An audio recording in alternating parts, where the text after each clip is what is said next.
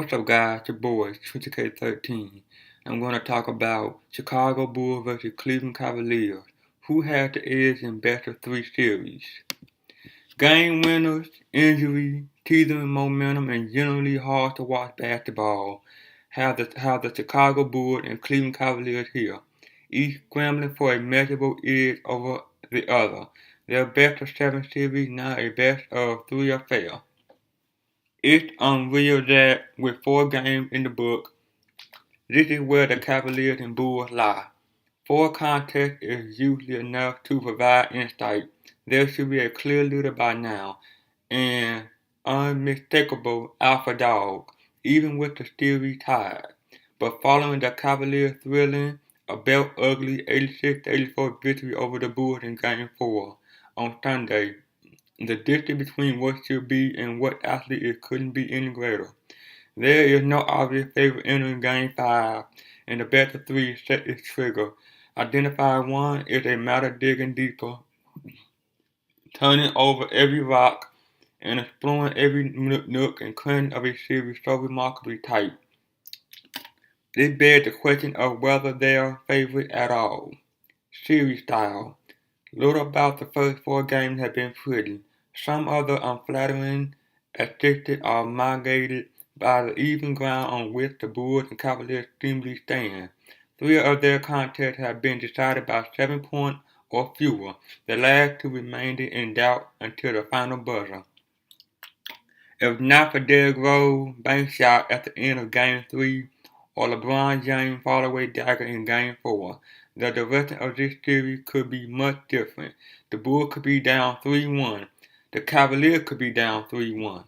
And knowing that a couple of shots remain the primary difference maker to this point, somewhat masks the ugly basketball being played, especially in Game 4. As CBS Sports Zach Harper put it, and I quote, "For the most part, this game was atrocious. Both teams had unfavorably bad stretches of offense that should have cost them the game. In the Bulls' case, probably did. In the second quarter, after taking a 37-29 lead, Chicago saw a stretch of 6 minutes 57 seconds in which they didn't hit a shot, 0 of 13, and didn't score a single point. The Cavs went on a 16-0 run to take the lead as the Bulls let them off the hook at United Center. If you paid big money to attend this game, you probably didn't want anybody to catch you on television enjoying the experience. Neither team is shooting even 42% from the floor or playing especially well on the offensive end at all, while the other 3 ongoing series are being played with a semblance of pace. The Bulls and Cavaliers are trudging through mud, averaging just under 91.9 possessions per 48 minutes, a mark that would have ranked dead last when room to spare during the regular season. Defense continues to be the more decisive element, pushing this matchup down a path the Bulls are more equipped to traverse. They aren't the stingy trademark Tom Thibodeau unit of years past, but they hover around top 10 territory, entering the postseason and enjoying an array of defensive weapons Cleveland does not. Jimmy Butler specifically is disruptive as ever. Cavalier players are shooting 32.8% when heat on their case, compared to 47.0% against everyone else.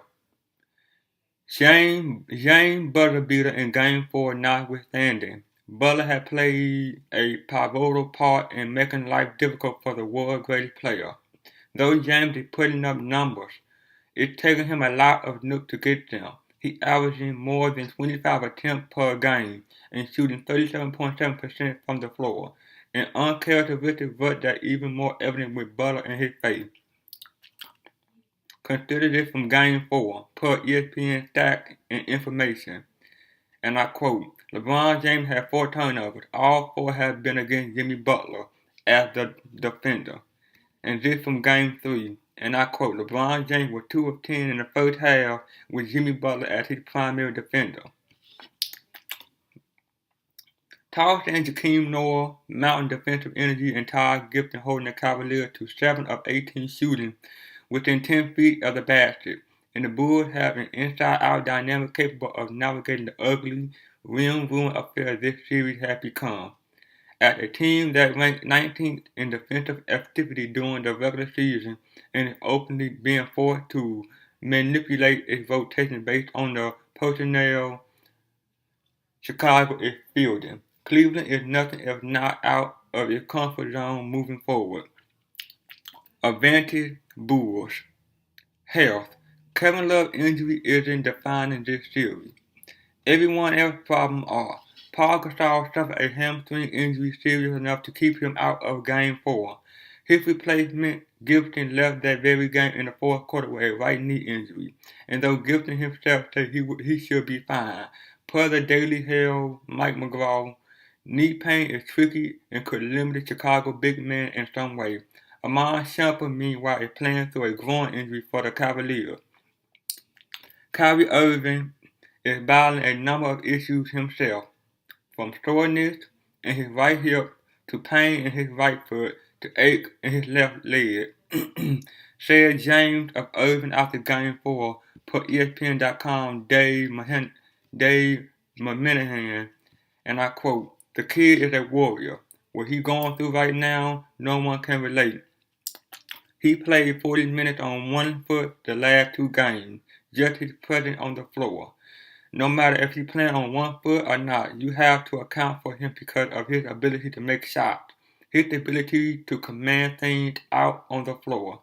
It goes a long way." That may be true, but Irving's injuries are visibly affecting his game. He's not getting into the paint as easily or creating opening opportunities for Cleveland orbiting shooters as frequently. He is shooting just 36.4% for the series. He hasn't attempted more than 13 shots since Game 1. And the Cavaliers' offense is statistically better with him off the floor. James has naturally been forced to compensate. His shot totals are way up, and his usage rate exceeds 40% for the series. For context, Russell Westbrook led all qualifying players with a 37.2 usage rate during the regular season. Shouldering this type of workload is never ideal. It's even less ideal, bordering on the mental when James is now laboring through an injury himself. He turned his left ankle in transition during the third quarter of Game 4, and while he was able to return, the pain remained a factor. According to the Akron Beacon Journal Jason Lloyd, and I quote, not much of a surprise, but LeBron at the shower with left ankle heavily taped. It's difficult to gauge just how much of an impact these various injuries will have in the coming game. More of Cleveland players are banged up, yet the lingering misfortune doesn't appear as if it will result in any missed time for anyone other than Love and possibly Gasol. Both teams are just plain hurting. Advantage even. Star power. Big names are not equally too big time for performance.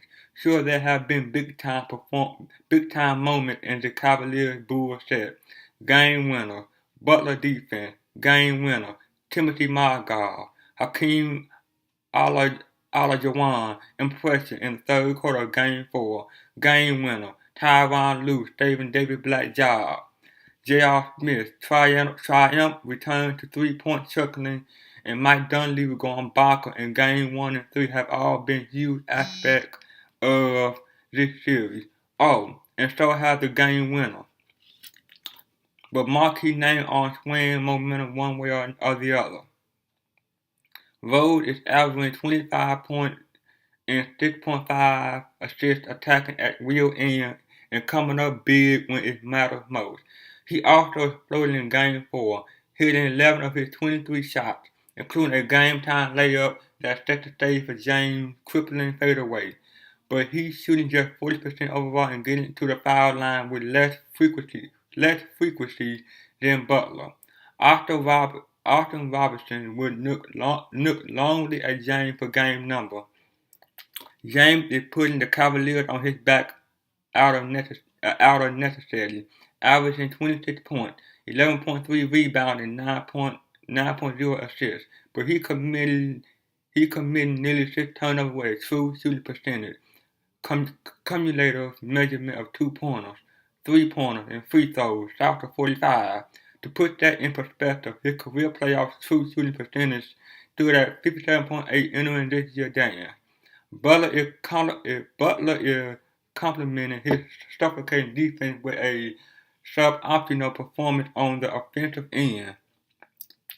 He's shooting better than 47% in the fourth quarter, but under 40% in general, and his three-point touch eluded him until Game 4. Irving's shooting struggles are compounding themselves in the fourth quarter. Never mind his 36.4% clip overall. The Cavaliers will take that over the 21.4% he's shooting in final installment. This series, while collectively close, is still waiting for a star to grab complete. Irreversible control for more than one game or a couple quarters or a fleeting moment. The team who enjoyed that luxury first will end up winning, or at the very least gain leverage in a matchup like on competitive edge. Right now, though, the Cavaliers and Bulls are both still waiting, advantage even. So what's now? There is no end to this back and forth in sight. On and on it goes. Cleveland regained home court advantage in Game 4. It had the closest thing to momentum available in the series, kind of like the Bulls did after Game 3, before they, went on to lose Game 4. Thibodeau is more experienced than Black, and delivery dictating the term which these two teams play.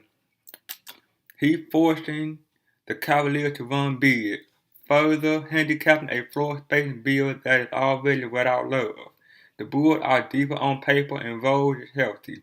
The Cavaliers have James. The Bulls are the only team to crack 50% shooting in a single game for this series. The Cavaliers have yet to be blown out, despite underperforming to the umpteenth degree offensively. On and on and on, which means the Bulls have done a job. Even with the Cavaliers missing love, the Bulls are the perceived underdog. That's not only a symptom of playing against James. It's the offshoot of the Bulls' season-long roller coaster that was perfectly encapsulated in their preceding series against the upstart Milwaukee Bucks, when it took 3 tries for them to advance after going up 3-0. These unsightly battles only mean the Bulls are in more control. They built to win ugly. For the last half-decade or so, that's how they prefer to win. If the Cavaliers keep catering to the Bulls' pace and play style, it's the Bulls who will stumble into the Eastern Conference Finals, perhaps worse for wear, but 4 victories away from the NBA Finals nonetheless. And so, in this tale of back and forth, it's the Bulls who have the ultimate advantage for now. Like, comment, subscribe. See you guys on the next one. Peace.